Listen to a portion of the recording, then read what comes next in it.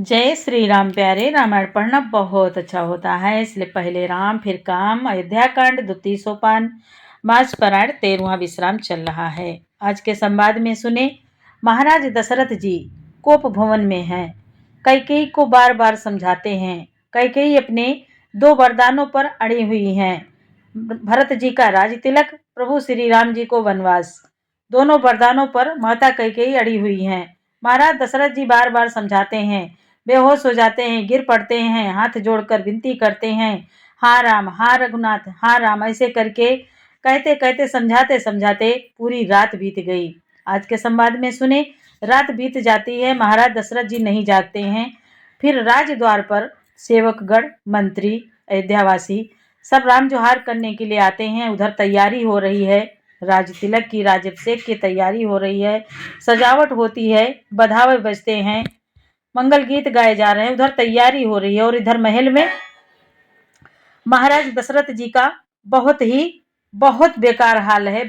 उनको बहुत कष्ट हो रहा है आज कि राम राम रट रहे हैं, रो रहे हैं, हाथ जोड़कर प्रार्थना करते हैं और कहते हैं महाराज दशरथ जी कि मैं हाथ जोड़कर कहता हूं कि अब जब तक मैं जीता रहूं तब तक फिर कुछ ना बोलना, अर्थात मुझसे ना बोलना और कुछ ना कहना। अरे अभागिनी, फिर तू अंत में पछताएगी, जो तू नहारुतात के लिए गाय को मार रही है। राजा करोड़ों प्रकार बहुत तरह से समझाकर और या कहकर कि तू क्यों सर्वनाश कर रही है, पृथ्वी पर गिर पड़े। महाराज दशरथ जी पृथ्वी पर गिर पड़े, पर कपट करने में चतुर कैकेयी कुछ बोलती नहीं, मानो मौन होकर मसान जगा रही हो, शमशान में बैठकर प्रेत मंत्र सिद्ध कर रही हो। यहाँ तक संवाद। कल के पाठ में आगे सुने। राम राम रट बिकल बुआलो, नाथ सकल संपदा तुम्हारी। मैं सेवक समेत सुत नारी। राम राम रट बिकल बुआलो, जनु बिनु पंख बिहंग बेहालो। हृदय मनाव भोरु जनि होई, राम ही जाय कहै जनि कोई। आज महाराज दशरथ जी राजा राम राम रट रहे हैं और ऐसे व्याकुल हैं जैसे कोई पक्षी पंख के बिना बेहाल हो। अपने हृदय में मनाते हैं कि सवेरा ना हो। अपने हृदय में आज महाराज दशरथ जी मनाते हैं कि सवेरा ना हो और कोई जाकर श्री रामचंद्र जी से यह बात ना कहे, ना बताए। उदय करहु जनि रब रघुकुल गुर, अवध बिलो के सोल होई हेउर। भूप प्रीति कै कई कठिनाई, उभय अवधि विधि रची बनाई। आज देखो कैसा समय है महाराज दशरथ के लिए। ये दुख और सुख दोनों एक साथ रहते हैं। राज्य भी है और आज दुख भी कितना बड़ा आ पड़ा है कि महाराज दशरथ जी के लिए महाराज दशरथ जी कहते हैं, रघुकुल के गुरु, बड़े मूल पुरुष सूर्य भगवान, आप अपना उदय ना करें। सूर्य भगवान को मनाते हैं कि हे सूर्य देव, आप अपना उदय ना करें, सूर्य उदय ना हो। ऐसे करके महाराज दशरथ जी मना रहे हैं, प्रार्थना कर रहे हैं, बहुत व्याकुल हैं आज महाराज दशरथ जी। अयोध्या को बेहाल देखकर आपके हृदय में बड़ी पीड़ा होगी। राजा की प्रीति और कैकेयी की निष्ठुरता दोनों ब्रह्मा ने सीमा तक रच कर बनाया है, अर्थात राजा प्रेम की सीमा है और कैकेयी निष्ठुरता की। राजा प्रेम की सीमा है और कैकेयी निष्ठुरता की। बिलपति न पई भयो भिनु सारा, बीना बेनु पंख धुनि द्वारा। पढ़ई भाट गुण गावई गायक, सुनत न पई जनु लागहि सायक। बाबा कहते हैं आज महाराज दशरथ जी विलाप करते करते ही राजा को सवेरा हो गया। राजद्वार पर बीड़ा, बांसुरी और शंख की ध्वनि होने लगी। भाट लोग बिरदावली पढ़ रहे हैं और गवैये गुणों का गान कर रहे हैं। सुनने पर राजा को वे बाण से लगते हैं। सुनते हैं तो राजा को वे बाण जैसे लगते हैं। मंगल सकल सुहाइन कैसे, सहगामिनी विभूषण जैसे, तेहि निस नींद परी नहीं काओ, राम दरस लाल साउ छाओ। बाबा कहते हैं आज राजा को ये सब मंगल साज कैसे नहीं सुहा रहे हैं। जैसे पति के साथ स्त्री, पति के साथ सती होने वाली स्त्री को आभूषण, जब सती होना होता है तो स्त्री सुहाग करती है, लेकिन वो उसको अच्छा नहीं लगता क्योंकि उसको सती होना है। इसलिए वैसे ही आज बाबा कहते हैं श्री रामचंद्र जी के दर्शन की लालसा और उत्साह के कारण उस रात्रि में किसी को भी नींद नहीं आई, किसी को भी नींद नहीं आई। नाथ सकल संपदा तुम्हारी। उधर बाहर जो सजावट है, आनंद मनाया जा रहा है कि प्रभु श्री रामचंद्र जी का राज्याभिषेक होगा, तो खुशी में किसी को नींद नहीं आ रही है। इतना उत्साह है, इतना आनंद है, इतना सब गवैये गा रहे हैं, आनंद मना रहे हैं, मंगल गीत गा रहे हैं। और इधर महल में दुख के कारण नींद नहीं आई। बाबा कहते हैं नाथ सकल संपदा तुम्हारे, मैं सेवक समेत सुत नारी, द्वार भीर सेवक सचिव रामा, कहीं उदित रवि देखि सिया रामा, जाग्यो अजहु न अवधपति रामा, कारनु कमनो विषेखि सिया रामा। बाबा कहते हैं आज राजद्वार पर मंत्रियों और सेवकों की भीड़ लगी है। वे सब सूर्य को उदय हुआ देखकर कहते हैं कि ऐसा कौन सा विशेष कारण है कि अवधपति दशरथ जी अभी तक नहीं जागे। नाथ सकल संपदा तुम्हारी, मैं सेवक समेत सुत नारी। राजद्वार पर सब कहते हैं कि क्या कारण है जो अवधपति महाराज दशरथ जी अभी तक नहीं जागे। पछिले पहर भूप नित जागा, पिछले पहर ही हमेशा महाराज दशरथ जी जाग जाते हैं। आज क्या कारण है जो नहीं जागे। पछिले पहर भूप नित जागा, आज हम ही बड़ अचरज लागा, जाहु सुमंत्र जगावहु जाई, कीजिए काजो रजाय सुपाई। बाबा कहते हैं आज राजद्वार पर सब बात करते हैं का क्या कारण है। राजा नित्य ही रात के पिछले पहर जाग जाया करते थे, किंतु आज हमें बड़ा आश्चर्य हो रहा है। हे सुमंत्र जाओ, मंत्री से कहते हैं हे सुमंत्र जाओ, जाकर राजा को जगाओ, उनकी आज्ञा पाकर हम सब काम करें, काम शुरू करें। गए सुमंत्रु तब राउर माही, देखी भया मन जात डराही, धाई खाई जनु जाई नहेरा, मानव विपत्ति विषाद बसेरा। बाबा कहते हैं आज तब सुमंत जी रावले राजमहल में गए, पर महल को भयानक देखकर वे जाते हुए डर रहे हैं। ऐसा लगता है मानो दौड़कर काट खाएगा, उसकी ओर देखा भी नहीं जाता, मानो विपत्ति और विषाद ने वहां डेरा डाल रखा हो, मानो विपत्ति और विषाद ने वहां डेरा डाल रखा हो।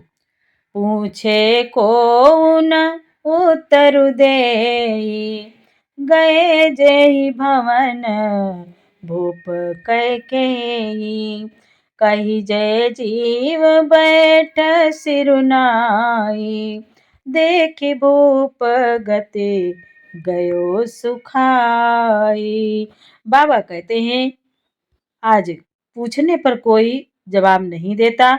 वह उस महल में गए जहां राजा और कैकेयी थे। जय जियो कहकर सिर नवाकर वंदना करके बैठे और राजा की दशा देखकर तो वह सूख ही गए। सुमंत्र जी राजा की दशा देखकर तो वह सूख ही गए। सोच बिकल बिबरन मही परे ओ, मानव कमल मूल परिहरे ओ। सचिव सभित सकई नहीं पूछी, बोली अशुभ भरी शुभ छूछी। बाबा कहते हैं सुमंत्र जी ने देखा कि राजा सोच से व्याकुल है। चेहरे का रंग उड़ गया है, जमीन पर ऐसे पड़े हैं मानो कमल जड़ छोड़कर जड़ से उखड़कर मुरझाया पड़ा हो। मंत्री मारे डर के कुछ पूछ नहीं सकते। तब तक अशुभ से भरी हुई और शुभ से विहीन कैकेयी बोली। कैकेयी कहती हैं सुमंत्र जी से, नाथ सकल संपदा तुम्हारी, मैं सेवक समेत सुत नारी। परी न राजई नींद निसरामा, है तु जान जगदीशु सिय रामा। राम राम रटी भोरु किय रामा, कहि न मरमो महिषु सिय रामा। माता कैकेयी सुमंत जी से कहती हैं कि राजा को रात भर नींद नहीं आई। इसका कारण जगदीश्वर ही जाने। इन्होंने राम राम रटकर सवेरा कर दिया, परंतु इसका भेद राजा कुछ भी नहीं बतला रहे हैं। नाथ सकल संपदा तुम्हारी, मैं सेवक समेत सुत नारी। आनहु राम ही बेगी बोलाई, समाचार तब पूछे हुआई। चले सुमंत्रु राय रुक जानी, लखी कुचाले कीनी कछुरानी। बाबा कहते हैं आज माता कैकेयी सुमंत जी से कहती हैं कि तुम जल्दी राम को बुला लाओ, तब आकर समाचार पूछना। राजा का रुख जानकर सुमंत जी चले, समझ गए कि रानी ने कुछ कुचाल की है। सोच बिकल मग पर न पाओ, राम ही बोले कही काराओ। उर धरि धीर जुगयो दुआरे, पूछई सकल देखी मनु मारे। बाबा कहते हैं सुमंत जी सोच से व्याकुल हैं। रास्ते पर पैर नहीं पड़ता, आगे नहीं बढ़ता। सोचते जाते हैं श्री राम जी को बुलाकर राजा क्या कहेंगे। किसी तरह हृदय में धीरज धरकर वह द्वार पर गए। सब लोग उनको मन मारे उदास देखकर पूछने लगे, समाधानु करी सो सबही का, गयो जहाँ दिन कर कुलटी का।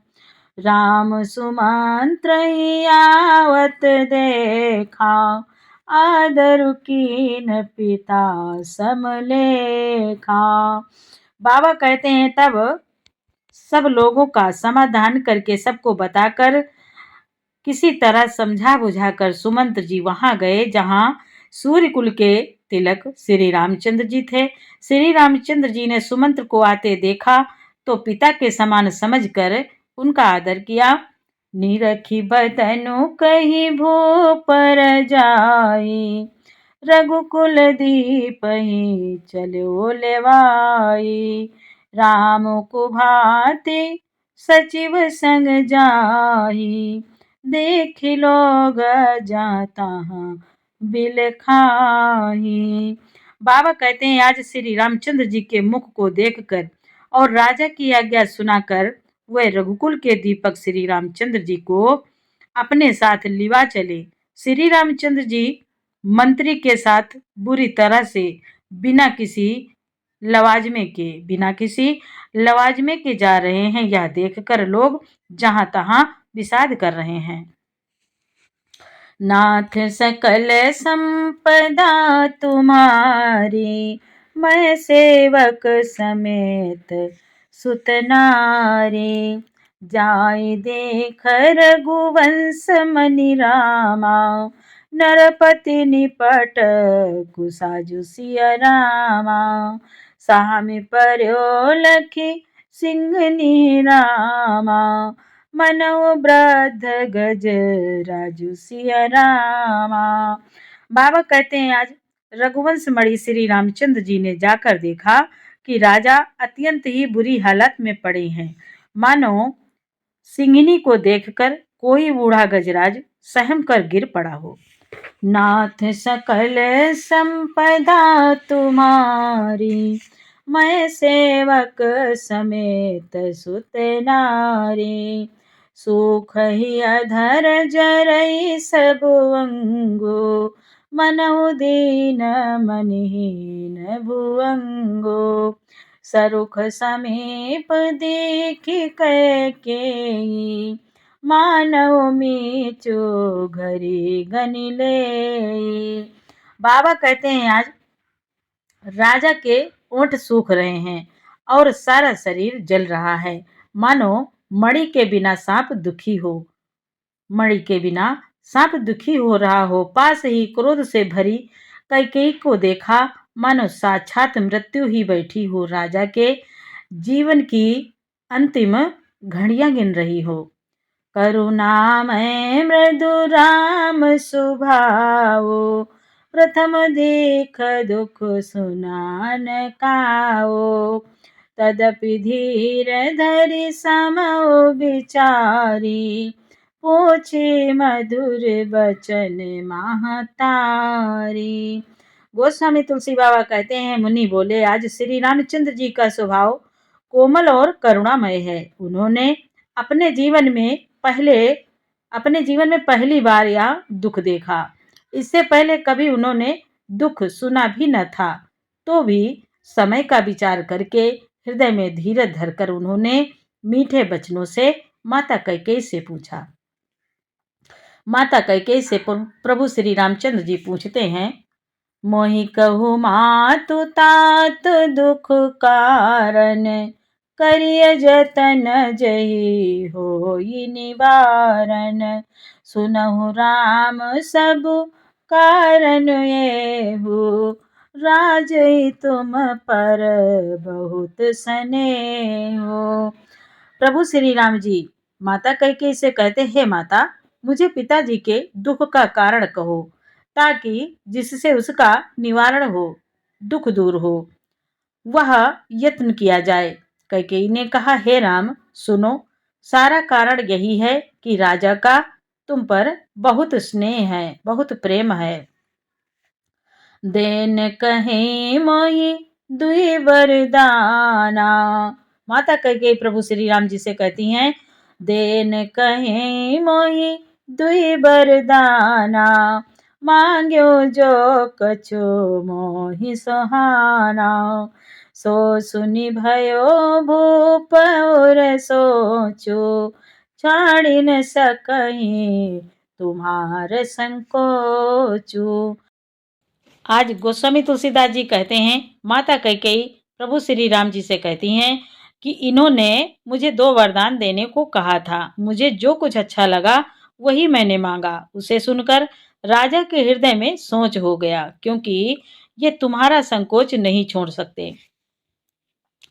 नाथ सकल संपदा तुम्हारी, मैं सेवक समेत सुत नारी। सुत सने होइत बचनोत रामा, संकट परे वो नरेशु सिया रामा।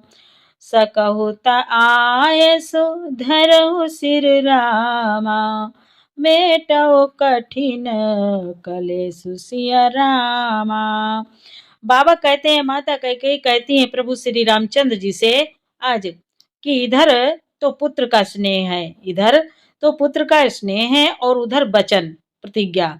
राजा इसी धर्म संकट में पड़ गए हैं। यदि तुम कर सकते हो तो राजा की आज्ञा सिरोधार्य करो और इनके कठिन क्लेश को मिटाओ। नाथ सकल संपदा तुम्हारी, मैं सेवक समेत सुत नारी। जय सिया राम जय जय सिया रामा, जय सिया राम जय जय सिया रामा। आगे का पाठ कल सुनाएंगे प्यारे। इधर माता कैकेयी कह रही हैं कि इधर तो पुत्र का स्नेह है और उधर वचन प्रतिज्ञा। राजा इसी धर्म संकट में पड़ गए हैं। यदि तुम कर सकते हो तो राजा की आज्ञा सिरोधार्य करो और इनके कठिन क्लेशों को मिटाओ। यहाँ तक संवाद। आगे का पाठ कल सुनाएंगे। पूरा पाठ सुनने के लिए आपको बहुत बहुत धन्यवाद। जय श्री राम।